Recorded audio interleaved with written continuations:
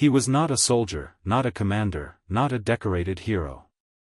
He worked with ropes, engines, cargo manifests, and steel doors that sealed the belly of a merchant ship. He carried food, fuel, and ammunition across an ocean where the enemy waited unseen. And when his ship was split in half by a torpedo, he did not fight back with guns or strategy. He fought only to stay alive, clinging to a piece of wood in water cold enough to kill a man in minutes. Most who entered those waters were gone before they could cry out. Their lungs tightened, muscles failed, and within minutes the sea claimed them quietly. Yet for 2 nights and 2 days, he floated there, nameless to those who passed him, nearly motionless, refusing to surrender not through courage, but through something simpler and harder, endurance. There was no rescue plan for him. No radio call, no dramatic search operation. He survived only because he would not release his grip, even when his hands went numb, even when his body stopped shivering, even when his mind slipped in and out of awareness. He endured the cold, the hunger, and the silence of an ocean at war. His story is not about triumph. It is about duty carried out by ordinary merchant sailors whose names never entered history books, but whose endurance held the world together. During the Second World War, thousands of men took to the sea not as adventurers seeking glory, but as workers carrying fuel, food, weapons, and medical supplies across oceans. They served on cargo ships that were built not for comfort or prestige, but for efficiency and utility. These ships kept armies moving, kept civilians alive under blockade, and sustained the entire war effort that unfolded across continents. Many who sailed on them were not trained combatants. They were merchant seamen, often with years of commercial experience, suddenly drawn into a conflict that turned the oceans into battlefields. The sea, which for centuries had been an unpredictable partner to sailors, became further complicated by submarines, aircraft, mines, and gunfire. In that environment, survival became a matter of seconds, judgment, training, and sometimes luck. It is within that reality that the story of one unnamed sailor can be traced, not as a heroic legend, but as a representation of thousands who faced catastrophe at sea and lived only by endurance, discipline, and the refusal to let go of life. He served aboard a merchant vessel that had been constructed quickly, part of the mass-produced fleets launched by Allied nations to counter shipping losses inflicted by German U-boats and long-range bomber squadrons. The ship carried fuel and military material, and it sailed as part of a convoy tasked with crossing frigid waters known for storms, corrosive salt, and long stretches of fog and darkness. Convoys formed out of necessity, not out of confidence. Individual ships traveling alone were easy targets. Grouped together, they shared escort protection, radar assistance, and a sense of community that allowed some semblance of structure in an otherwise perilous journey. Yet convoys also presented concentrated opportunities for enemy forces, dozens of ships arranged into a dense formation of steel and cargo moving across the ocean in rows that could be located through intelligence intercepts, aircraft reconnaissance, or submarine patrols. The men on board understood this reality. They understood that their work, though seemingly simple, maintaining engines, navigating charts, tying lines, inspecting cargo, occurred under constant threat. Seamen of that era lived with a type of patience that had nothing to do with passive resignation. It was a patience forged by routine tasks repeated in cold rain, icy wind, and metal corridors that amplified the persistent hum of machinery. They worked in narrow quarters, shared meals that were sometimes unremarkable and sometimes scarce, and tried to sleep despite the perpetual vibration of engines and the unpredictable shudder of waves hitting the hull. They preserved discipline not through dramatic displays, but through quiet adherence to procedures, checking watertight doors, running drills with lifeboats, marking cargo weight distributions, inspecting pumps and hoses. These acts became a form of self-preservation. If the ship was struck, every tightened bolt and every practice drill could mean the difference between life and death. The convoy they traveled in was escorted by destroyers and smaller patrol craft, whose crews carried detection tools designed to locate submerged threats. On the surface, sailors knew that enemy submarines prowled invisibly beneath them, listening for propellers and waiting for moments when convoy formations shifted, when weather dispersed protective vessels, or when visibility dropped. The ocean showed no allegiance, giving cover to both sides. Storms could disrupt torpedo accuracy, but they could also isolate ships, pushing them off course or breaking formation. Fog and snow could obscure a convoy from the enemy, but they could just as easily hide a submarine's approach. The unnamed sailor, like many of his colleagues, had begun his working life before the war, familiar with cargo holds, anchor chains, and the rhythm of long crossings. Yet wartime sailing demanded something different from him. A merchant sailor in a global conflict became both a civil worker and a frontline participant. He handled freight, but he also needed to understand emergency signals, explosions, and fire control. He had to know that petroleum cargo could turn a vessel into a floating torch if struck. He had to learn that the cold sea water could kill faster than blood loss if one remained immersed too long. He had to memorize the emergency protocols that dictated how to abandon ship quickly and quietly, without panic. On the voyage that defined his survival, the ship moved steadily through frigid conditions characteristic of the northern Atlantic routes. The crew felt winter through their bones, absorbed through wet gloves, salt-stiffened clothing, and boots dried slowly under heating pipes. They read weather updates that warned of shifting systems bringing strong winds and sub-zero temperatures. Even without enemy action, a sailor could die of exposure if thrown overboard. The ocean offered no softness. Those waters, particularly in winter, were known to end human life in minutes. Ships hit by torpedoes in such environments often lost the majority of their crews not from explosions, but from the cruel lethality of cold water. The attack, when it came, did not announce itself with symbolic foreboding. It arrived with the sudden efficiency characteristic of modern warfare. A torpedo, fired from a distant submarine that had tracked the convoy with patience and precision, struck the merchant vessel with force calibrated by engineering and propelled by compressed air and fuel mixtures that represented a different kind of industrial progress.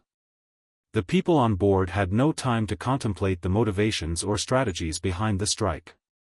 They only had time to react. The torpedo hit low on the hull, near the engine spaces, where fuel tanks and mechanical systems concentrated.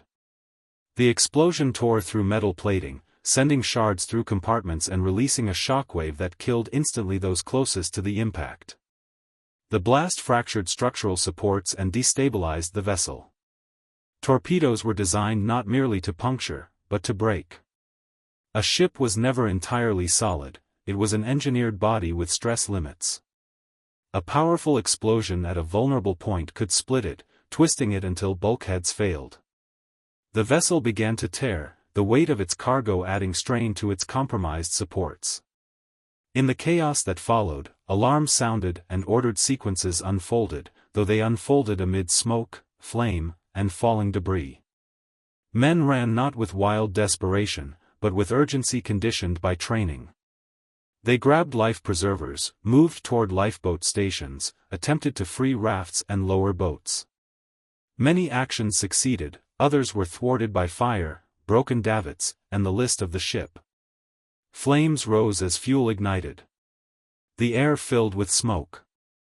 The cold outside and the heat near the blast zone created a contrast that only intensified the sense of disorientation. For the unnamed sailor, there was no extended deliberation. The shock of the explosion threw him to the deck.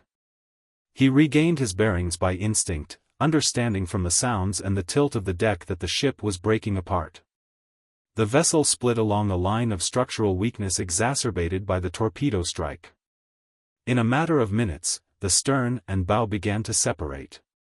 Men clung to rails, ropes, or cargo fixtures as they attempted to launch boats or move to areas still intact. Some did not make it beyond the compartments that collapsed or flooded immediately. Those who reached the deck faced another hazard, cold water that surrounded the ship like a silent executioner. The unnamed sailor knew that entering it meant losing heat rapidly, perhaps within minutes. But the ship's fragmentation forced choices. He had no raft within reach and no secure lifeboat prepared to lower. Survival dictated movement, not contemplation. When the deck beneath him tilted sharply, he seized floating debris, a wooden board that had been part of cargo packaging, and jumped or fell into the sea. The transition from burning metal to freezing water felt violent, but he had no space to interpret the sensation. Cold seized his limbs immediately. Breathing became shallow, involuntary, restricted by shock. In the water, noise faded except for distant explosions and cries blurred by wind. The cold dominated everything. The sailor's world narrowed to one objective: holding on to the board. He positioned his chest against it, minimizing immersion, but his arms and legs remained exposed. He remembered training about conserving heat by limiting movement, keeping limbs close to the body, but the water compelled the muscles to shake uncontrollably. Others floated nearby, some alive, others already silent, tethered by life jackets to a fate dictated not by courage but by physiology. In such temperatures, even strength earned through years at sea offered little protection. Hours passed without landmarks, as though time itself was reduced to breath and shivering. The convoy moved on, compelled by protocol and necessity. Escort ships could not break formation to search extensively under threat of further attack. Some survivors might be reached by nearby vessels if conditions allowed, but in many cases help could not come until danger subsided or daylight revealed those still alive. Merchant sailors understood this grim rule. They accepted that escorts protected the fleet as a whole, not individuals. The first hours in the water challenged not the sailor's resolve, but his body's capacity to generate heat. The wooden board sustained him above full immersion, but seawater soaking into his clothing and skin slowly drained warmth. He wore layered garments, but layers do little when saturated. Wool insulates better than cotton when wet, but even wool allowed heat to dissipate over time. Survival studies from that era, recorded decades later, documented how quickly body temperatures declined in freezing seas. Within an hour, strength often diminished. After 2 hours, mental clarity faded. After 3, coordination deteriorated. Yet some lived longer, resisting the cold through natural resilience, body composition, and the luck of partial flotation. The sailor drifted amid debris, sometimes turning with waves, sometimes blinded by spray. Night fell, removing even visual orientation. Without moonlight, the sky seemed absent, and the sea merged with darkness. Wind increased, and with wind came sharper waves, lifting and dropping him unpredictably. He fought no dramatic battle against the elements. Instead, he endured, focusing on breath, grip, and persistence. He understood that unnecessary movement wasted energy, so he kept still except when adjusting his hold. The first night passed as though measured not by hours but by survival increments. At times he slipped below the board, lungs filling with alarm before he regained position. The cries of others diminished. Whether they were rescued or perished, he could not know. Exposure dulled emotion. The mind narrowed to one simple truth: stay afloat, remain conscious, wait for any shift that offered hope. With dawn came a dim light filtered through clouds. It revealed nothing encouraging. The horizon remained empty except for drifting fragments. Yet dawn delivered something essential: the knowledge that he had endured an entire night. Though numb and disoriented, he retained awareness. This alone indicated possibility.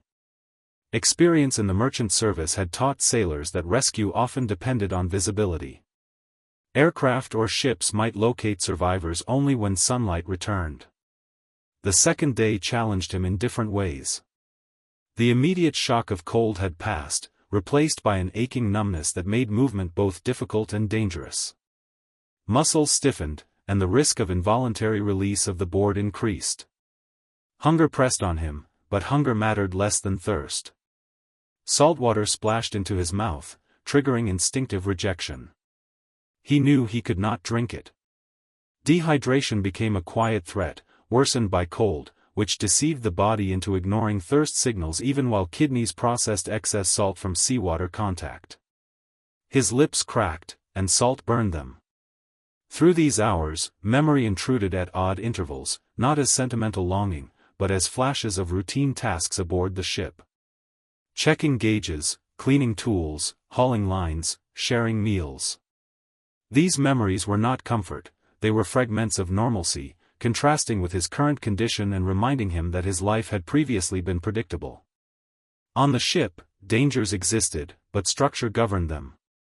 In the water, structure vanished. There were no schedules, no watch rotations, no tasks to complete.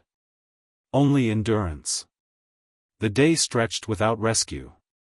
The sky shifted from gray to pale, with no change in temperature that offered relief. Waves remained cold and relentless.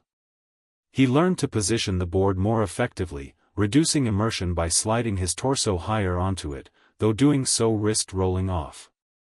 He adapted to the rhythm of waves rather than fighting them, letting the sea move him. Sailors knew that the ocean could not be controlled. It had to be understood, even in suffering. As daylight weakened and the second night approached, exhaustion deepened. Sleep tempted him, and sleep in water could mean death. He tried to stay alert by focusing on breathing patterns, counting them when consciousness began to fade. His hearing sharpened strangely, attuned to splashes or distant engines that might not exist. Hypothermia often produced hallucinations, a fact later recognized clinically. For him, sensations became unreliable. The sea smelled of oil residues from the wreck, and sometimes he believed debris brushed him when nothing touched him. His grip weakened, and he forced his hand to tighten by sheer thought, with fingers that barely obeyed. The second night repeated the brutality of the first. Darkness returned, thicker and colder, wind shifting unpredictably. Yet something within him persisted not because of optimism, but because letting go felt like an action he refused to perform. Survival became an instinct stripped of emotion, guided only by the repeated decision not to release the board, not to sink, not to cease breathing. There was nothing romantic in this endurance. It was not dramatic heroism. It was discipline expressing itself through persistence. By the time dawn rose again, 2 full days and nights had passed since the ship broke apart. His mind barely tracked time. He sensed only the arrival of light. The world appeared blurred, his vision distorted by cold, dehydration, and exhaustion. But light meant the possibility of recognition from above or afar. As the sky cleared slightly, the wind eased. The sea calmed into slower swells.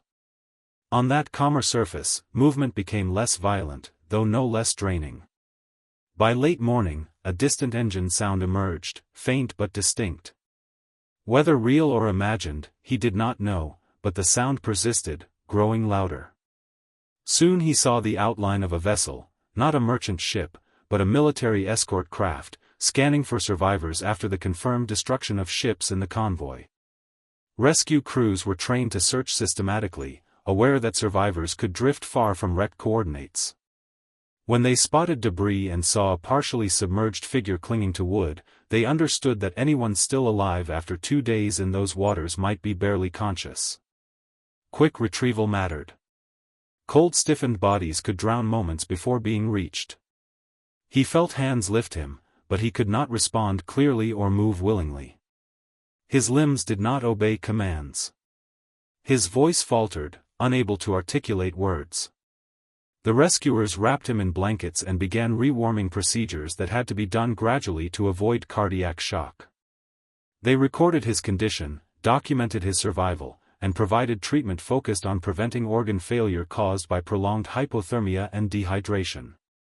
Many sailors who survived immersion later faced complications: frostbite, respiratory infections, nerve damage, arrhythmias.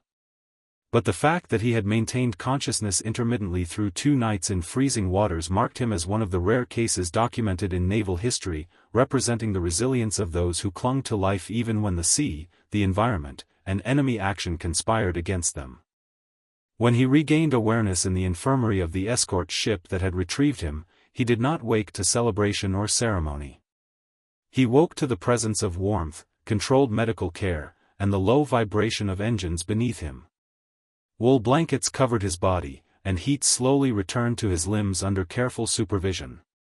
Medics monitored his pulse, restricted his movement, and documented his responses to treatment. The process of rewarming a hypothermic patient during wartime required discipline, not haste. Rapid reheating could cause abnormalities in heart rhythm or shock to organs that had been slowed by 2 days of extreme cold. His survival was thus not simply a matter of retrieval from the ocean but also a matter of medical knowledge, procedure, and patience. He could not speak clearly at first. His vocal cords and throat were affected by cold, salt, and dehydration. His hands, stiff and discolored, remained unresponsive for hours. His skin showed signs of exposure, one of the early indicators of frostbite that sometimes required amputation. Every action taken by the medical team aimed to prevent further damage.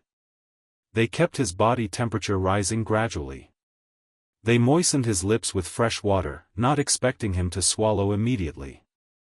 They observed his breathing for irregularities and monitored his mental clarity to assess whether he suffered neurological impairment.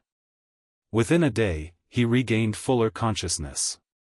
He understood that he had survived something few did. The escort ship continued its duties, for the war did not pause because one man lived. Nevertheless, his rescue mattered to those aboard. Merchant sailors were part of the same collective struggle. The men of the escort ship had seen many they could not save. They documented his case not out of sentiment but because it represented the extremities of human endurance that wartime conditions imposed on ordinary individuals. During the war, medical officers on naval vessels often wrote terse reports about survivors, detailing exposure times, water temperatures, and symptoms. These reports later informed research into hypothermia, survival gear, and rescue protocols that saved additional lives in subsequent battles. As days passed, his strength returned incrementally. He consumed small portions of food to avoid overwhelming a body that had been deprived of nutrients. His hands regained movement, though numbness persisted. His voice, initially hoarse and limited, became audible. Medical officers examined him repeatedly, noting both his recovery and the long-term risks. The cold could leave lingering nerve damage, and he might suffer chronic pain in joints that had stiffened under frozen water. But he lived. That fact alone testified to resilience. Yet the emotional experience of survival did not manifest immediately. In the first days, his thoughts remained practical. He recalled procedures, checked his memory of the explosion, attempted to reconstruct the sequence of events in a way that resembled duty rather than trauma. Merchant sailors, like combat troops, often delayed emotional processing in favor of continuing service.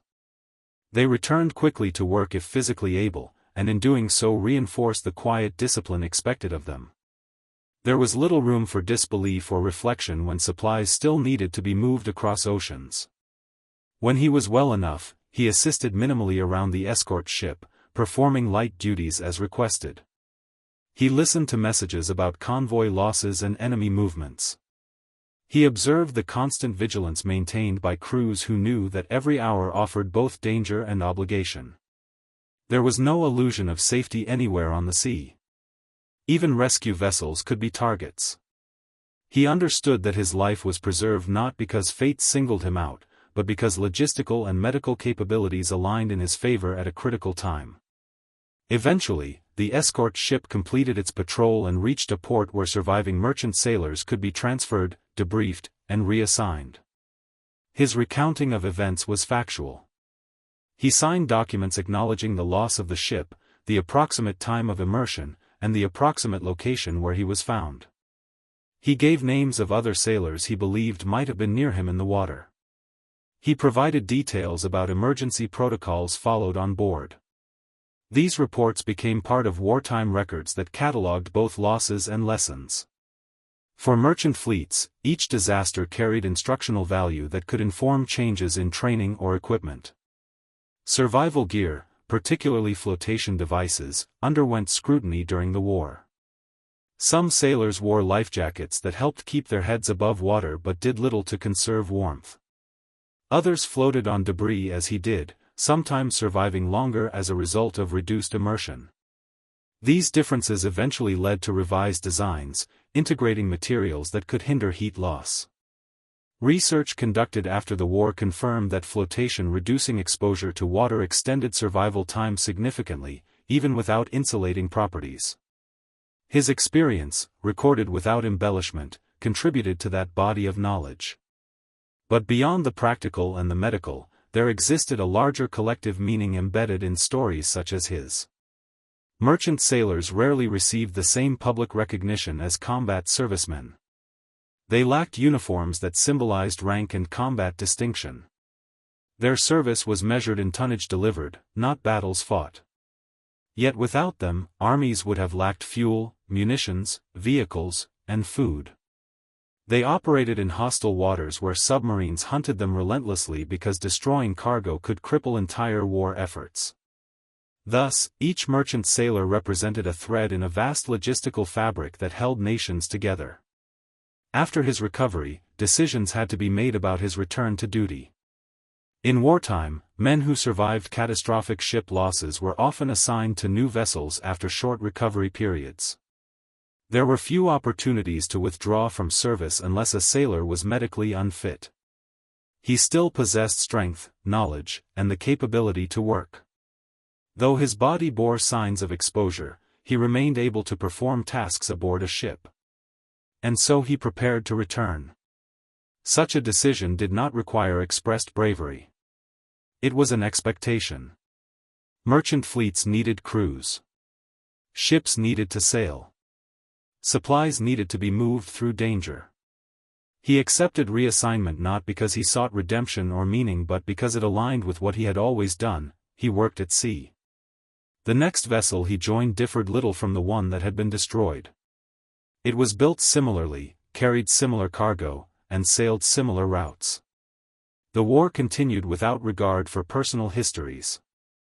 A sailor might survive one sinking only to face another. Some endured multiple shipwrecks, instances where ships were torpedoed, bombed, or mined.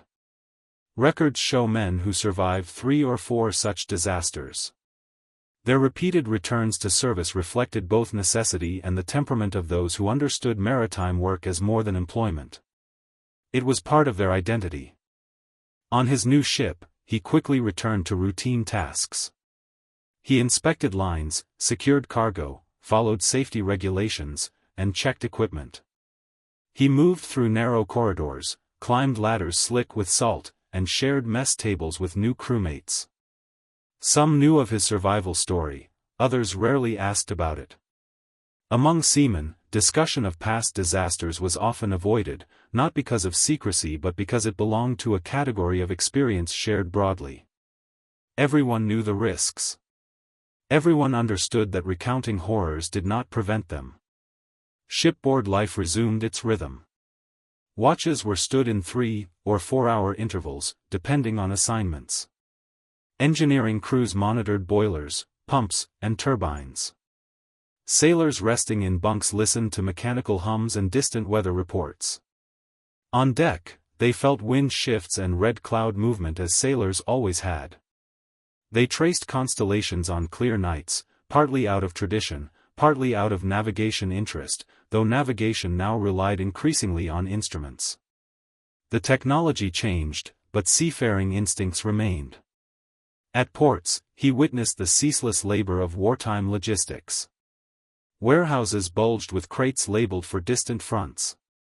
Fuel tanks filled continuously. Railcars delivered equipment to docks where cranes loaded it onto vessels. The war consumed resources at an unprecedented scale, and merchant ships formed the arteries through which those resources flowed. Losses at sea demanded accelerated shipbuilding. Men like him boarded ships that had been welded hastily in factories where speed outranked refinement. Yet even hastily built ships carried the hopes of entire campaigns. During this time, his survival did not make him exceptional among his peers. It made him representative. Many sailors bore scars from previous sinkings. Some limped from burns or shrapnel injuries. Others had acted as stretcher-bearers rescuing injured crewmates after collisions or attacks. Some worked despite chronic pain caused by long exposure to cold. These were not dramatic stories shared for emotional effect. They were factual conditions of service at sea. News of other sinkings arrived regularly. Convoys continued to face submarine ambushes. Aircraft launched sudden bombing runs. Mines drifted or lay anchored, waiting for hulls. Losses were not always reported publicly to avoid bolstering enemy morale. Merchant sailors understood that their fight occurred largely out of sight, their sacrifices documented in quiet reports rather than headlines. Yet over time, incremental improvements emerged. Escort ships grew more effective. Radar and sonar capabilities improved detection. Air patrols expanded, reducing submarine access.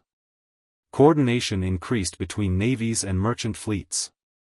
Merchant ships incorporated better lifeboats and improved firefighting equipment. Crew training improved, emphasizing not just cargo handling but emergency response. These developments did not eliminate danger, but they reduced its reach. They turned the tide gradually, aided by the persistence of ordinary seamen who continued to sail. He remained part of that gradual turning. He completed voyages without incident, passed through ports where supplies fueled armies advancing across continents. His body improved, though he never fully overcame the numbness in his hands during cold weather. His joints stiffened more easily than before. Persistent coughing plagued him in winter. These conditions were common among survivors of prolonged immersion. But he worked regardless. Years passed. The war reached its end through the accumulation of countless efforts. Merchant sailors did not witness strategic decisions, treaty negotiations, or battlefield surrenders. They simply continued their work until directives ceased and cargoes shifted from wartime supplies to reconstruction materials. Ships once filled with munitions now carried food, medicine, and building supplies to devastated regions. They participated in the transition from destruction to recovery. Only after the war did many seamen begin to reflect on what they had endured. Some spoke of losses, of friends who never returned. Others chose silence. They resumed civilian maritime careers or moved to port jobs. Some left the sea entirely, seeking stability after years of uncertainty. Yet those who had survived sinkings, especially prolonged survival in cold water, carried a knowledge difficult to articulate, the understanding that endurance could exist without witness, that life could be preserved by persistence without recognition. The unnamed sailor lived not as a symbol but as a working man shaped by events larger than himself. His experience offered insight into the character of those who delivered supplies through hostile waters.